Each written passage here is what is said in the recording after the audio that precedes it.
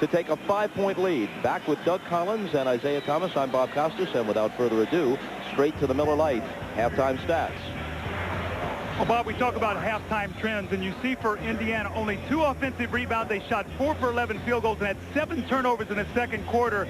And for New York, they made 12 of their last 14 field goals. The bench outscored Indiana 20-8. They did a good job with their early offense, pushing the ball up. And the difference really today was Chris Child was plus 16 when he was on the floor. Charlie Ward was minus 11. He's going to have to come out and give him a good third quarter start. And when you look at Indiana, their 5 starters have all gotten involved. The thing that has to concern Larry Bird right now is his bench play. Jalen Rose with 7 points is the only one who scored a field goal off the bench. And when you look at the Knicks, surprise, surprise, Patrick Ewing leading them with 11 points, Allen Houston with 9. Chris Mills is the big positive to me because he stepped up and really gave him a good first half. Can he do it again in the second half? In the course of scoring 11, Ewing hit 4 of 8 from the floor. Third quarter coming up. Knicks lead the Pacers by 5 during halftime. Jeff Van Gundy very happy with his bench. They had a high intensity. The team that he was upset with, the starters, felt like they came off very flat and very unhappy with the way the half ended, giving up Indiana those easy baskets. As far as Larry Bird's concerned, he told his team that they were right there, even though they had played the worst quarter of basketball in this entire playoff series. So he feels like they're right in the game. They can make a run at it. Bob? Ahmad, thanks. Larry Bird, of course, 3 NBA titles with the Celtics, 3 times the league's MVP. Most people thought he'd have a positive effect on the Pacer franchise, but Doug, no one suspected that it would be this kind of impact. Well, I think when you look at Larry Bird, the one thing he brings, obviously he was a tremendous player, but he brings just a charisma, a presence about him of being a champion. I think that's filtered down to his team. The Pacers, trailing by 5, have it as the second half begins. Mark Jackson's pass is knocked out of bounds and then saved in. Mullen scoops it up, gets it to Miller. His shot on the run is banked home. There was contact made, and even had the shot not fallen, it would have been goaltending. As it is, it went in. Bob, I think one of the things we have to really watch, this starting team that the New York has in the first quarter was strictly half court, got themselves into real trouble. Can they execute and get some shots early in the clock? 13 points now for Reggie Miller.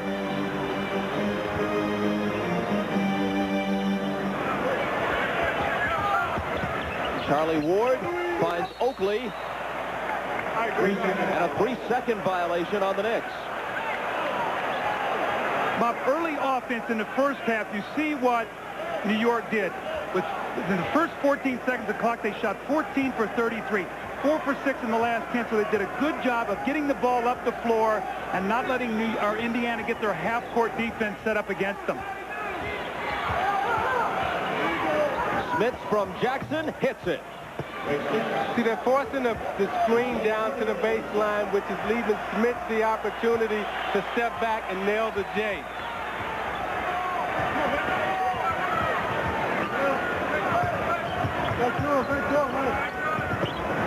Ewing has it knocked away. Chasing it down is Ward. 5 seconds to shoot. Patrick off the dribble over Smith. Air ball. Grabbed by Davis. I don't like the possessions. The first 2 possessions have been very poor for New York. If Indiana scores here, look for Jeff Van Gundy maybe to call a timeout. Jackson with the post up on Ward. Into the lane. Dishing it back outside. Now it's Smith again. The first 6 points of the third quarter belong to Indiana. A 5-point New York lead is quickly erased, and the Pacers are up by 1.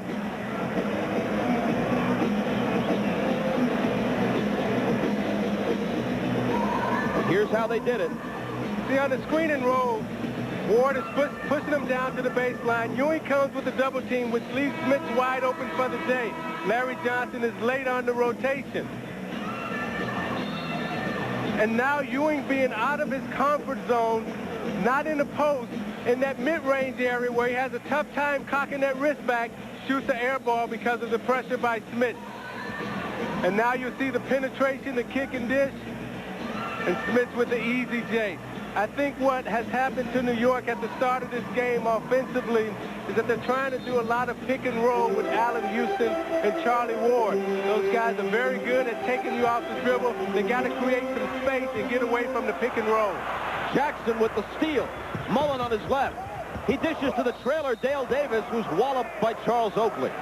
This is a bad unit that Jeff Van Gundy has on the floor right now. Minus 11 in the first quarter. You see they've scored the first 6 now. A strip by Mark Jackson. He throws it ahead to Dale Davis, who gets fouled. But Jeff Van Gundy's going to have to make a decision here. He cannot let this slip away from him early in this third quarter. He might have to go back to his bench. I don't like the 3 big guys together. I don't like Johnson, Oakley, and Ewing together. I think that makes them too stagnant and too slow. I agree with you. I think with Chris Mills, with the half that he was having, you got to come back to him early in the third quarter because he gives you the outside threat and also the penetration that you need that will free up Larry Johnson and Patrick Ewing in the low post.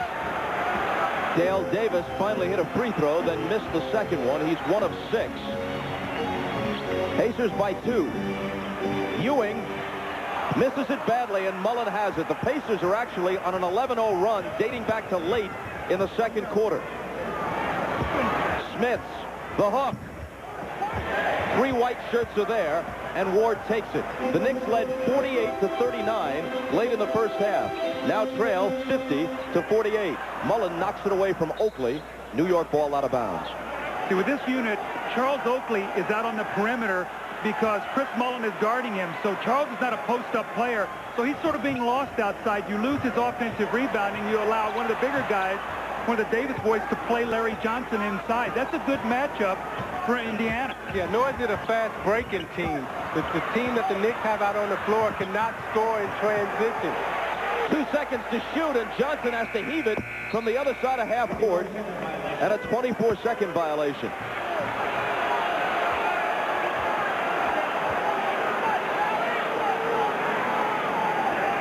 So at the outset of this third quarter, the Knicks are either getting bad looks or no looks at all. And see, this is where Ewing will be tested, Doug, because when you come back off an injury, it's tough to get your legs up underneath you in the third and fourth quarter. His wrist is feeling fine, but does he have enough energy in his legs to continue to get the lift? Jackson, you know what he looks to do, and he spins inside for the hoop.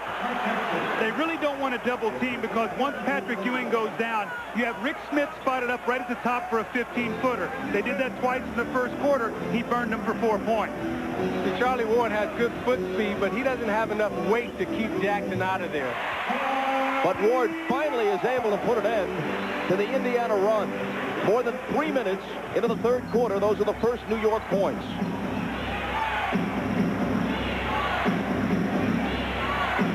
Here it is again. He's going to back him down. And he's going to score again.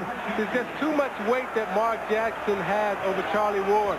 That's why Van Gundy likes playing Chris Childs, because thus far they've been successful in eliminating Jackson in the post. Ward taking it into the lane, and an Indiana foul. Mark Jackson gets the ball very deep. That's when Ewing has to give help. But when he gets so deep, there's no way that he can get down there. Charlie Ward flops to try to take the foul. Here he is. If it works once, why not go back to it again? That little teardrop shot off the glass that Mark Jackson has perfected. Things are going well right now for the Pacers, but that last foul was on Smits, and that's his 4th. So when you look at the point guards in their matchup right now, you see that they've taken Mark Jackson out of this series, but today he's able to use his weight and back Charlie Ward down and get him to the low post. And Van Gundy's going to have a tough decision to make again at the end of the game. Do you stick with Charlie Ward for offense, Doug, or do you come back with Chris Childs for defense? Well, it looks like what he's tried to do with Chris Childs is match him up more against Travis Best because he's worried about Best's quickness.